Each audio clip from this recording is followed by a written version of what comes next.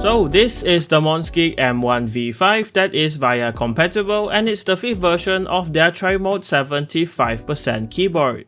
The V5 now sports a rapid disassembly aluminum case but keeps all of the best parts from the previous versions. The keyboard price ranges from $90 to $130 depending on the type and color chosen. In this video, I have the fully assembled Dark Knight color version with the Akko V3 Piano Pro switches.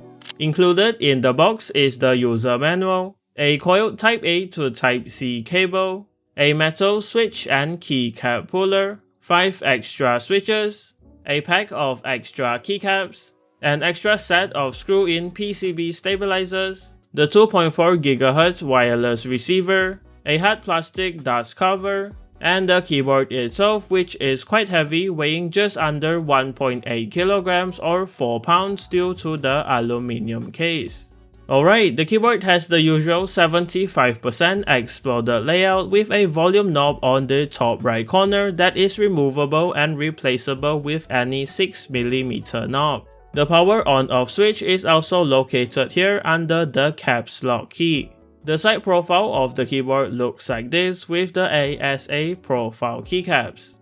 The front height is around 20mm, and on the back there's just the Type-C port located here in the middle with a rubber protective cover.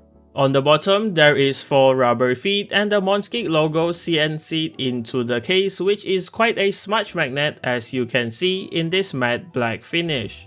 Going back to the keycaps, there are Akko's white on black ASA profile double shot PBT keycaps. They have a thickness of around 1.4mm and they fit the matte black case nicely.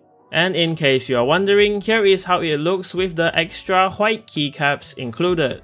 Besides that, the keyboard comes with the Akko V3 Piano Pro switches, which are pre-looped and really smooth and has nice RGB diffusion, pre-loop plate-mounted stabilizers to reduce any rattle with some silicone dampeners added to the spacebar, a gasket-mounted flex-cut polycarbonate plate that is soft and flexible, and a 5-pin hot swap south-facing PCB with per-key RGB. On the topic of the RGB, there is a few lighting effects preloaded and you can cycle through them by holding function and pressing the delete key. They look bright and saturated but can be slightly blocked by the thick keycaps. As for the customization, the keyboard is compatible with VIA, so you can remap all of the layers and keys, including the function for the volume knob, setup and record macros, save and load different layouts, and configure the backlight RGB effects. Now moving on to the teardown. The case now uses a bulkhead structure for quick access into the case. Just remember to remove the knob first if you're opening it up. After that, with the PCB lifted, there are still 3 cables that need to be disconnected before it's fully disassembled. These cables are for the daughter board, the batteries, and the knob here.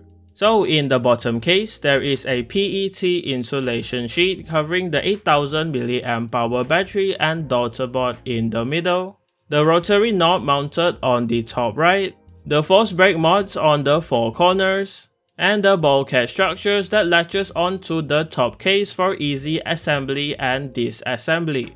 As for the plate and PCB, there is a piece of Poron case foam stuck on the back of the PCB and there are 5 screws that hold them together.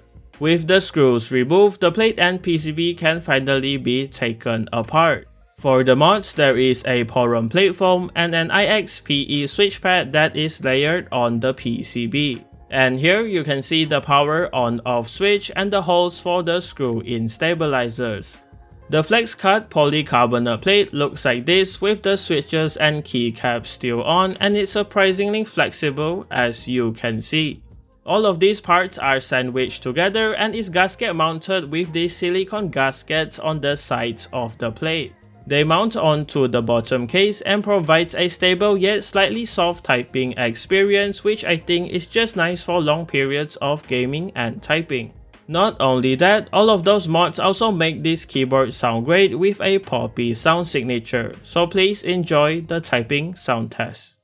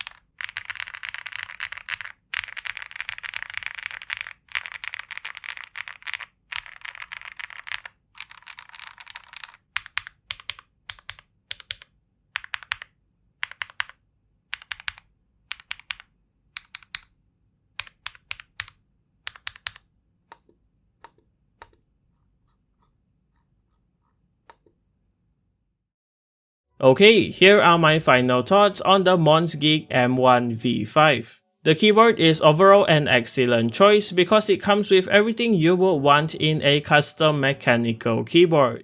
The addition of the rapid disassembly case and VIA support also opens up a whole world of mods and customizations that you can easily do. The only complaint I have is that they are still using cables and a few screws for the PCB, so it's not a truly rapid disassembly design. But besides that, it's still an amazing bare bones or pre-built aluminum keyboard that is budget friendly and perfect for both beginners and enthusiasts. As always, everything will be linked in the description below if you're interested, and that does it for this video. Leave a like on the video if you liked it, dislike it if you didn't, and remember to subscribe if you haven't. See you in the next one.